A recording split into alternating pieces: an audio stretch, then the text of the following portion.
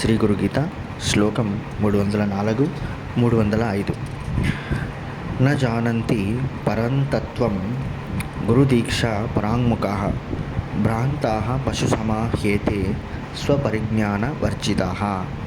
ఎవరైతే గురుదీక్షయందు విముఖులై శ్రేష్టమగు ఆత్మతత్వమును తెలియరో వారు తన స్వరూప విశేష జ్ఞానము లేని వారై భ్రాంతి కలిగిన వారై పశువులతో సమానమగుచున్నారు. తస్మాత్ కైవల్య సిద్ధ్యర్థం గురుమేవ భజేత్ ప్రియే గురుం వినా నజాంతే మూఢాః తత్పరమం పదం.